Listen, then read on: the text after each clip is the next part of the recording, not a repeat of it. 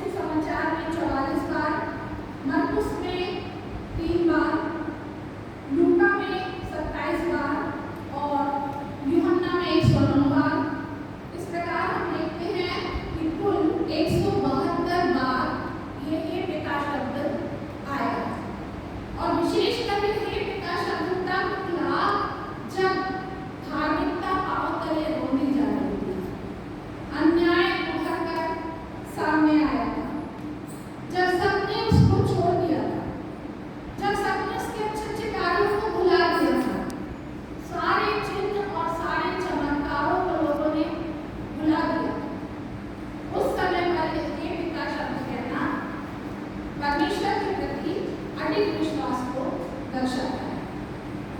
यदि हम देखें, जब प्रभु यीशु मसीह मत्ती 4:44 की आयत में जब प्रभु यीशु मसीह ने कहा कि अपने बैरियों को क्षमा करो, अपने बैरियों से प्रेम करो और अपने सताने वालों के लिए प्रार्थना करो। बहुत बार होता यह है, जो सांसारिक व्यक्ति होते हैं, उनका जो स्वभाव होता है वो सांसारिक नेचर उनका अलग होता है और व्यक्तिगत स्वभाव अलग होता है।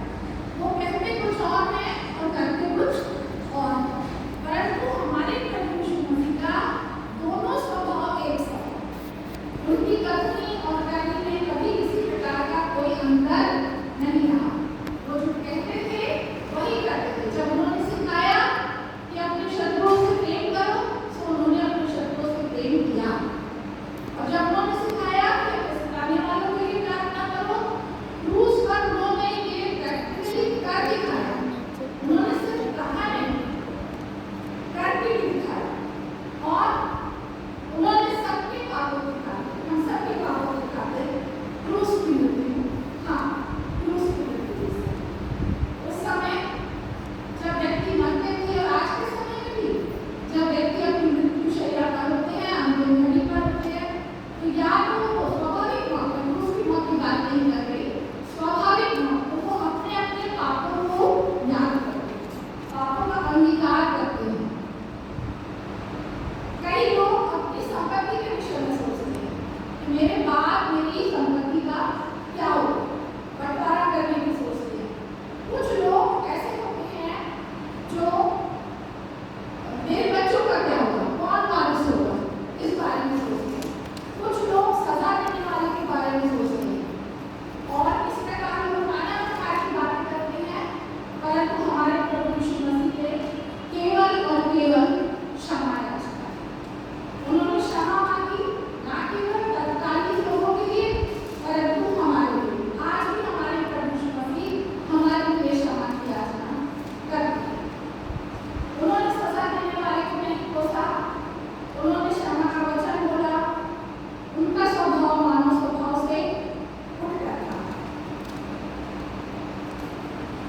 यदि हम देखें, जो उन्होंने पिता के पिता संबोधित किया, क्योंकि उनके पास अधिकार था, पिता को पिता कहने का अधिकार था। वो अधिकार के साथ परमेश्वर को पिता कहते थे और उनका ये पिता कहना, जो उन्होंने 172 बार चारों सुसमाचारों में पिता कहकर संबोधित किया, वो मनगढ़ंत नहीं था, वो एक तरफा नहीं था। सचमुच में उनका पिता और पुत्र का संबंध था। और केवल वो ही उन्हें पिता कहकर नहीं बुलाते थे, बल्कि पिता भी उन्हें प्रिय पुत्र कहकर संबोधित करते थे। यदि आप देखेंगे मत्ती 10 सुसमाचार में, तो वहाँ आप पाएंगे 5वें अध्याय की 33वीं आयत में लिखा है कि प्रभु यीशु मसीह के लिए एक आकाशवाणी हुई और कहा, 30वीं आयत में, कि